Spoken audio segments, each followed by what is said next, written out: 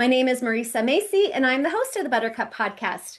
I'm super excited today because I have three guests joining me who are experts in STEM, and I'm going to introduce them to you now. I have Erin Klauk, and she is an assistant lecturer in the Department of Geology, and Geophysics at the University of Wyoming, and is the co-director of the UW Science Initiative Roadshow and Community Engagement Program. With a background in the earth sciences and geosciences education, Erin is passionate about connecting people of all ages with earth science through hands-on, place-based learning. Before joining the university, she spent nearly 2 decades as a high school earth science teacher, developing engaging NGSS-aligned lessons and mentoring students in scientific thinking. Erin's career in education began as a Yellowstone National Park ranger, where she first discovered the power of sharing science through storytelling and exploration. That's so cool. Outside of work, she enjoys skiing, mountain biking, hiking, and spending as much time outdoors as possible. Great to have you joining us, Erin. Thank you.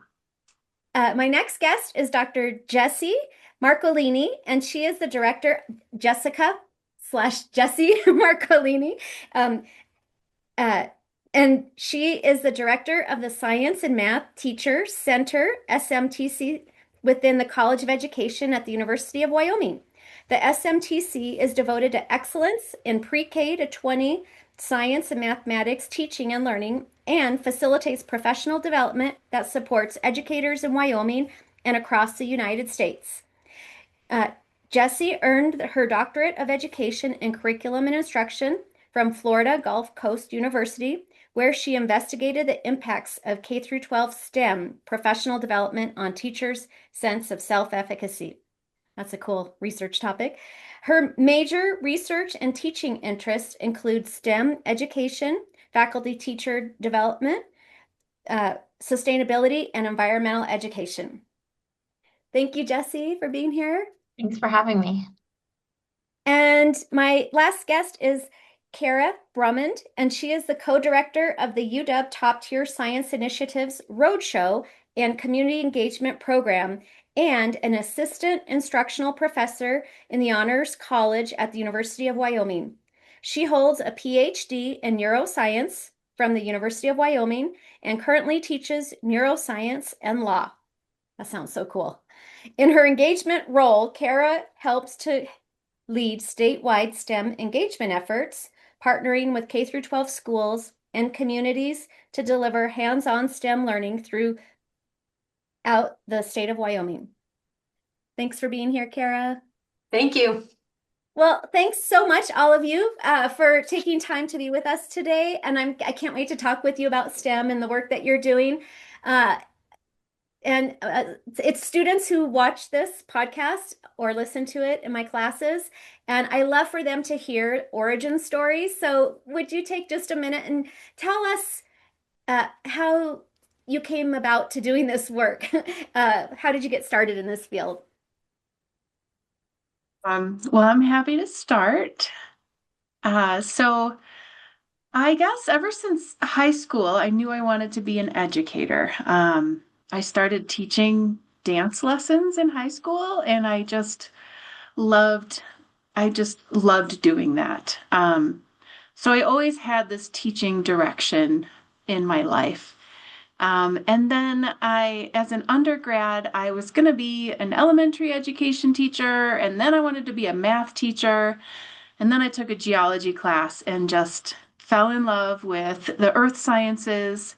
Ended up graduating without a teaching degree and just a geology degree because I got so into it, but then went back and finished it's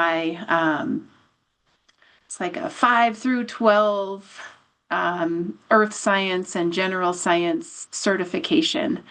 Um, and then I wasn't really sure I wanted to go into traditional education. So that's when I moved from my hometown, Buffalo, New York, out to the Yellowstone area and worked as a park ranger and just loved like the outdoor education thing. And then I worked for an outdoor science school for a while. And that in a roundabout way led me to getting a master's degree um, in geoscience education. So I was able to combine both of my loves and passions in doing this graduate work. And then after that experience, I decided I did want to go into the classroom. And there was a position at the local high school here in Laramie, Wyoming, where they were starting to offer a full year of geology classes for students. And it just sounded really exciting. They also had me teach high school students how to do research, and I got them into science fair projects. So it was kind of taking a little bit of everything I loved.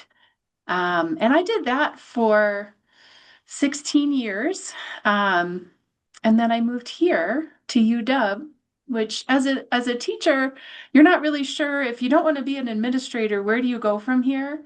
So the position here was just this really perfectly aligned job that takes all of my different skill sets and uses them in a different way. So it's been a really fun path. I'll go next. I just grew up being outside, right? I went to summer camps out in the Florida Everglades and I just fell in love with the environment. And after getting my master's in environmental science, I would lead tours and do informal education in state parks and everything. And I had the question of like, why doesn't everyone love nature as much as I do, right? And so I started looking into, right, curriculum development and figuring out how to engage folks in nature, in the environment, and help them better understand it. And so that's when I started teaching and doing undergraduate education in environmental education and sustainability.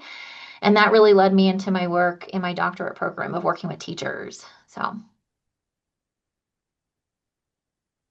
Great. I'll go next. So I actually grew up outside of Philadelphia, and similar to Erin in high school, I fell in love with the brain, and I knew I wanted to study the brain. That's what brought me out to Denver, where I did my undergraduate degree in neuroscience, and I got a chance to do some research while I was an undergrad. And from that, I decided I was going to pursue a PhD after my undergraduate studies. And so I had a couple options open to me, and the University of Wyoming was one of them. And so I ended up just moving a little bit north and did my PhD in neuroscience. And it was after about 2 years of being in my research lab, which I was there for 6 years. I just found myself really, I mean, I liked the research, but I loved TAing, and I loved just engaging and teaching people about the brain. And so I started gathering up the graduate students and doing local outreach to the Laramie community about neuroscience. And that just kind of sparked my path of being more interested in engaging with communities and undergraduate students through teaching. And after I finished my PhD. I couldn't quite find the path I was looking for in Laramie, but I ended up doing a 2 year postdoc, still doing research here at UW. And then a position became available where I could teach and direct our UW Summer High School Institute. So I actually did that for 2 years, engaging with high school students at the university campus. And during that time, I created my own outreach group called the Brainy Bunch, and we would travel just semi-regionally and do neuroscience outreach. And at the same time, the science initiative was coming online at the university, and they started their own outreach program and needed someone to direct that program. So I was asked, because of by the experience that I had been gaining on the side, to do that and to have a full faculty role, which involved directing the Roadshow and teaching undergraduate students. And then it grew so big that we got to hire Erin. Very cool. That's awesome. Well, thanks all three of you guys for sharing what brought you here in the work that you're doing. Could you talk a little bit about STEM and what you're doing right now with STEM and in the work that you're doing and engaging with? We'll Sure. pass it over to you, Um, Erin. okay. I just want to make sure we're gonna go in the same order. Um, well, I guess most of my career, I focused on teaching the earth sciences. So I feel like after so many years of doing that, whether it was in the Park Service or outdoor science or my graduate work or teaching at the high school, it was all very, very earth science based. Um, and I'm still doing that, teaching for the geology department. But what's really cool about the work that I do now is it's not just earth science. So it's also the physical sciences and the life sciences. And I would by no means say I'm an expert in those things. But the work that we're doing now with the UW students and the schools around the state, um, it's been really neat for me to really start to see how everything is so much more connected than I had ever realized, being sort of just tunnel view into my discipline. So the work with the Roadshow has been just really cool, rounding out my STEM experience. Um, and that includes like the engineering side and the technology side, and the work that we do with the Roadshow is really whatever teachers want and request, and whatever UW students' disciplines are, we help them develop fun activities for different ages and try to connect them to the science standards. So it's been a really fun position for me to grow in the STEM fields. Yes, and we have the science standards and STEM for young children, infants, toddlers, and preschoolers in all the states. Well, yeah, most states have standards for learning in the early years. And you guys have your Toddler Tuesdays. Did you want to tell us what that is? Sure. So, one Tuesday a month, we invite any families with toddlers or caregivers to come to the Science Initiative building where we have a cute little STEM sandbox. So, it's a little kind of outreach engagement space where they come to, and with their caregivers, they explore a topic in STEM. So, actually, just yesterday morning was our March Toddler Tuesday event. And this time the students, the youth were exploring physics. So we work really hard to do our best to engage that specific age group in STEM by doing more play-based and discovery, cause and effect kind of science investigation. So they learned about pushes and pulls. And so they had little matchbox cars going down ramps, understanding if they had it higher versus lower was really the goal there. And we did a little bit of magnet push and pull and exploring magnetic properties and things like that. So once a month, we change the topic and we invite local toddlers up to our science initiative building. Very cool. And when you were talking about that, Kara, it made me think of my daughter when she was in preschool. And we were at a university, and she went to the university lab school. And it was a Reggio Emilia inspired program that they had. And they weren't able to find an atelier with a fine arts background. Uh, and so they interviewed a lot of different people, and they ended up hiring this person with a master's degree in biology. And I remember thinking, what a cool way to tweak the model, the Reggio Emilia inspired model, by having this person with a STEM background. And I would go and watch some of the lessons that they would do, where she would integrate STEM with fine arts.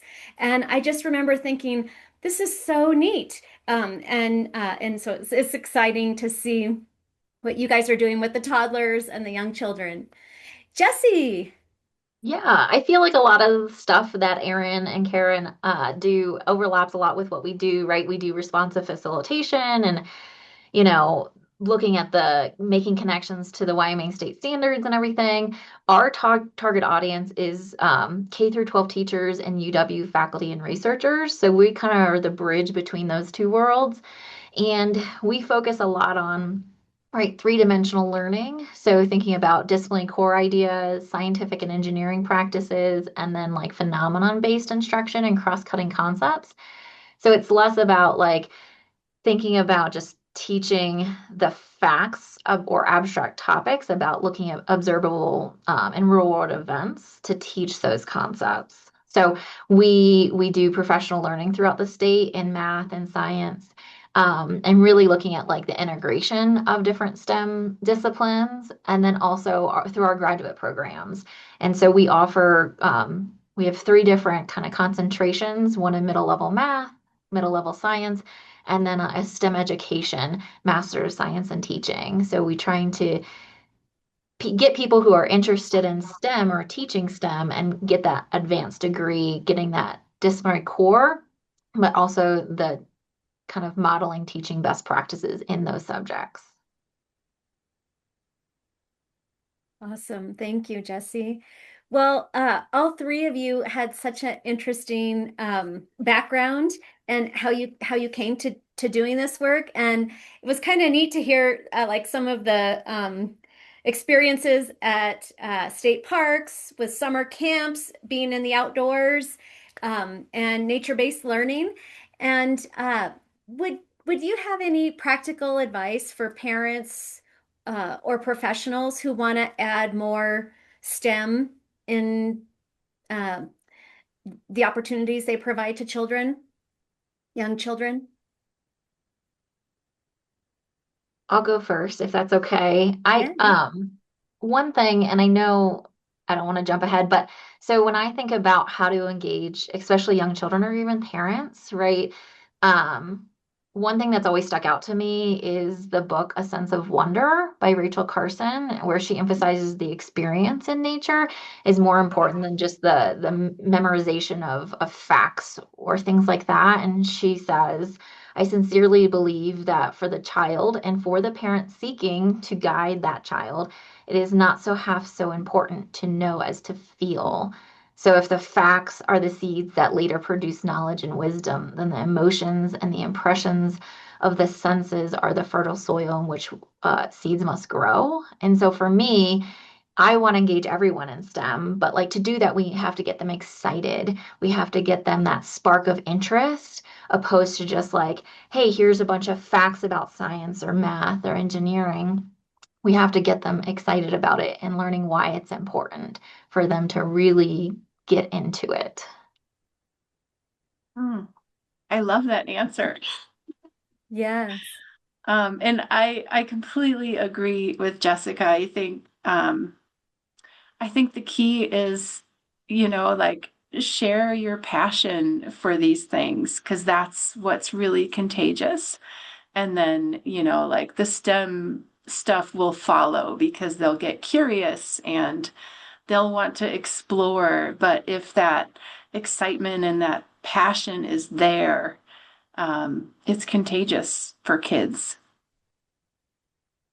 Yes, I would echo all of that. Plus, just, the relevance, making it relevant to their lives, pointing out how to make just simple observations. That's where science starts in its core. And how to, when you think about what does it mean to be a scientist, it's starting with making observations, and anyone can make those observations at any age. They could talk about what they're seeing or point at what they're engage, like what they're excited about, even if they're not verbal yet. And so there's a lot of ways in which to do that. And just coming from a background of neuroscience, we know that your attention, the ability to pay attention and remember things, is stronger when there's this emotional, affective connection with what they're doing and learning. And so, just echoing what's been said, like that's very important.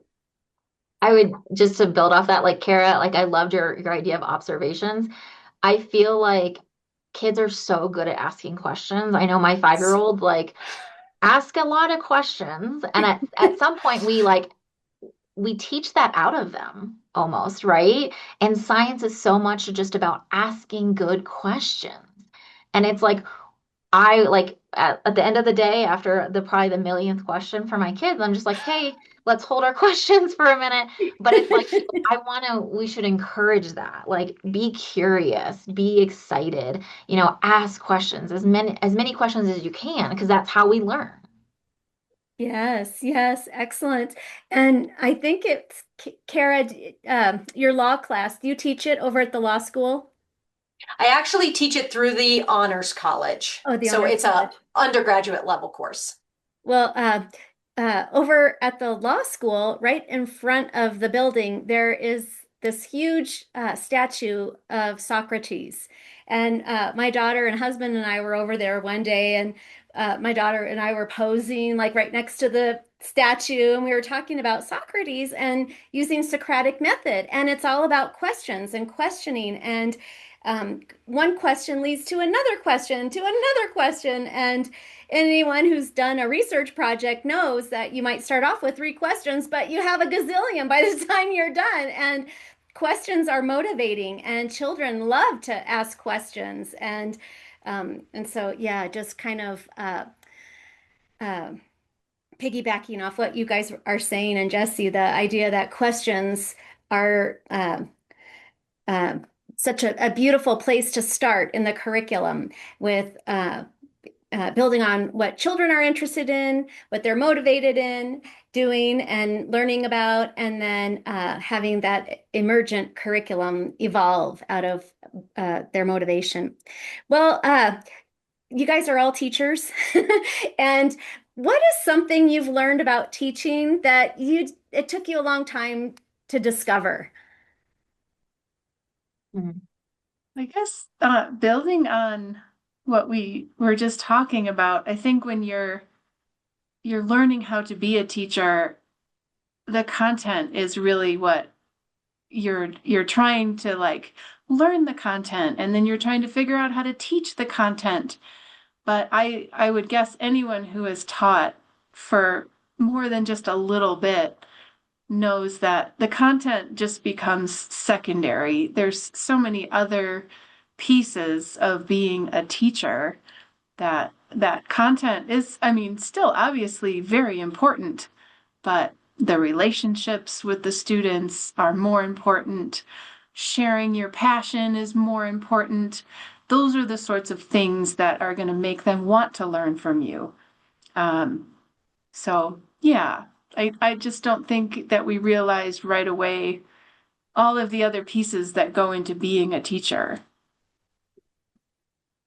Kind of along those same lines, I always kind of come back to like the paradox of knowledge. Like, right, the more you know, the more you realize you don't know. And it's so important as like an educator or just a person in general is that like never stop that learning process. Just because get your degree and you're in a classroom or you're teaching, right? There's still so much to learn, whether it's content, whether it's your pedagogy, whether it's your interactions, right?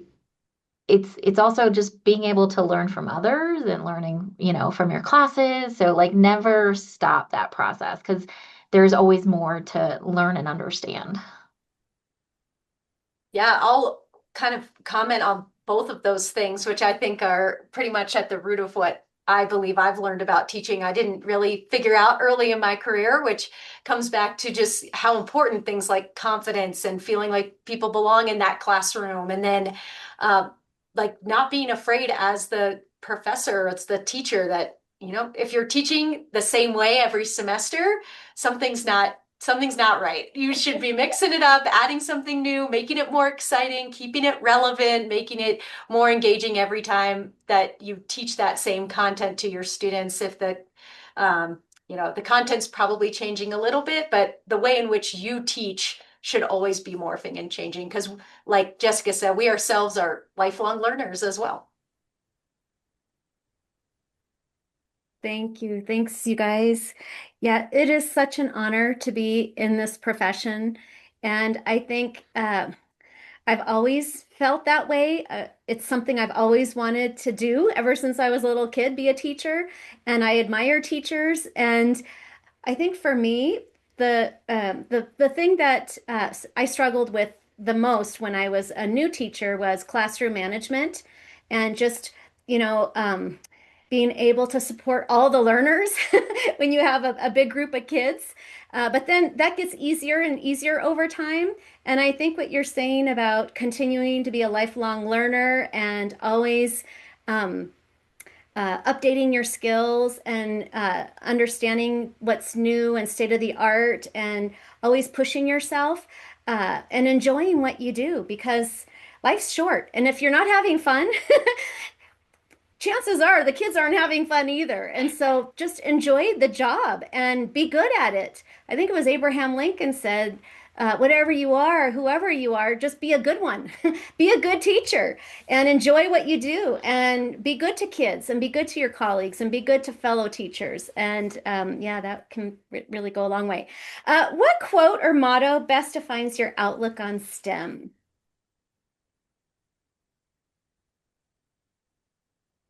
Um, it's a good question. I remember like thinking I was going to put some time and thought into this, and I think the most obvious thing that I tell people that I work with, whether it was student teachers in the past or now the UW students, just the importance of knowing that you never know when you're going to excite or spark something in these kids.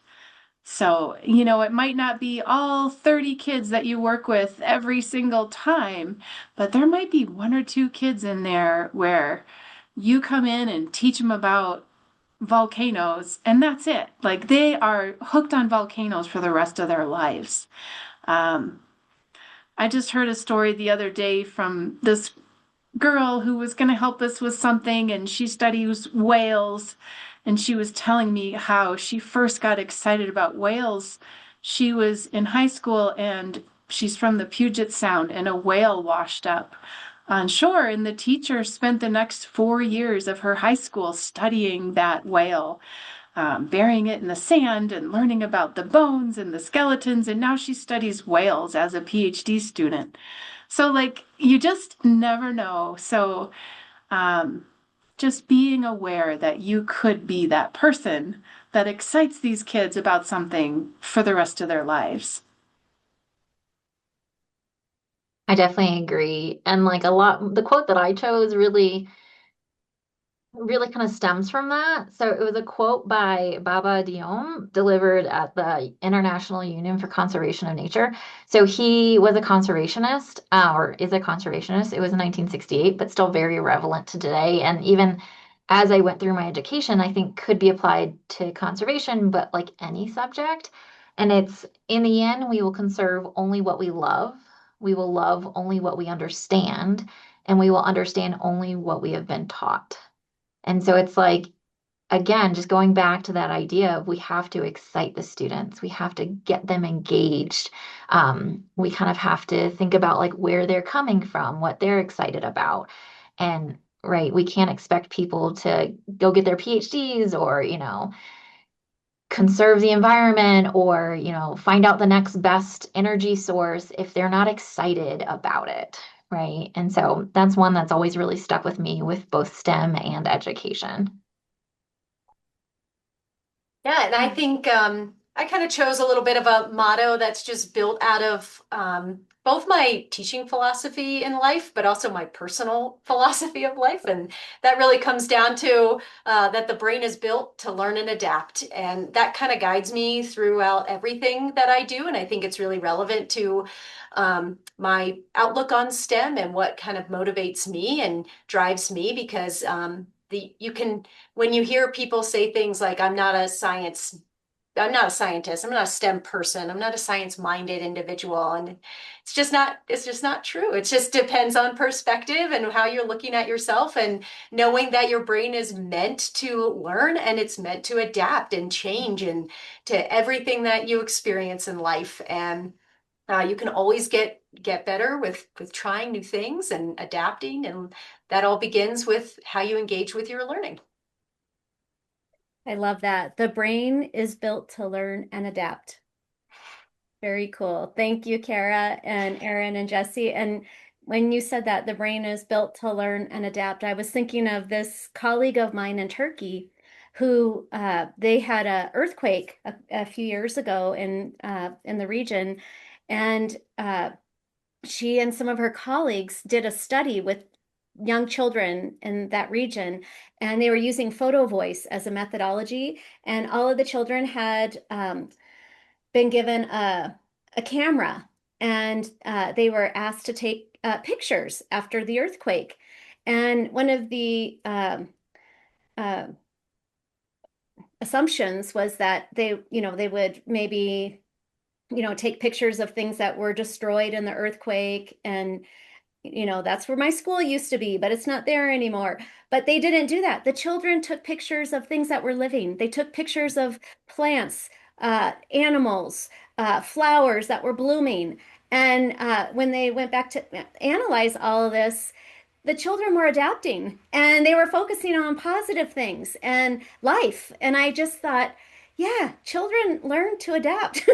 And when we give them the tools and opportunities and context to ask questions and engage with their curiosity, they are going to amaze us. To kind of go off that idea of amazement, who's one person that inspires you or amazes you? Hmm. Well, I'm going to have to generalize here because I think over my career, and I would guess that everyone who has taught feels this way, is my students. I think that's who I learn the most from. I just think it's amazing to see these young people who they haven't really been taught. Well, they still believe they can do anything and they can be anything and they can solve any problems. And I just wish I could be more like that. I think we put ourselves in these boxes after a while. But students, I mean, I think about doing science fair projects with high school students, and man, the things that they would come up with, sometimes in my head, I'd be like, that's not going to work. But then they go and go for it. And I learn things that, because I'm in this little box, I wouldn't have done that. But the world is their oyster, they just go for it. And they just inspire me time and time again. I would also generalize. I'm just constantly inspired by the teachers I get to work with. Their passion for STEM education and their commitment to their students is just unmatched and so inspiring. I find inspiration in honestly my two kids that I have. I also have a 5-year-old and then a 2-year-old as well, but I am just constantly inspired by just the amount of questions they can ask in a day, kind of going back to earlier, Jessica, what you were saying, and just how much they can play and interact with anyone, how they can be so welcoming of other people at this young age. And that's just truly inspiring to me because, as Erin said, as you kind of go throughout life, you tend to silo or box. And I'm just so inspired by young children and how they engage in their world. And so I'm always inspired by my kids. That's a good one. Yeah.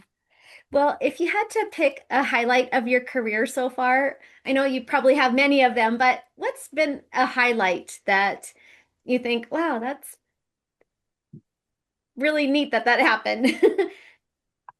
Well, I think for me, the recent transition from being a classroom teacher into this new role and just really experiencing, because when you're a teacher, like I had said earlier, teachers think like if you're going to move up the chain, you have to be an administrator, and I have no interest in that sort of position. Um, But this new position has really showed me just how many skills teachers really develop over their careers. Teachers are the most creative. They're so adaptable. We can make a million decisions in like a minute. We're very organized people. And then you think about like other skills. We're so good at resolving conflicts and behavior management and, like being in charge of a large group, talking in front of anybody. I'm not nervous to do that anymore in my life.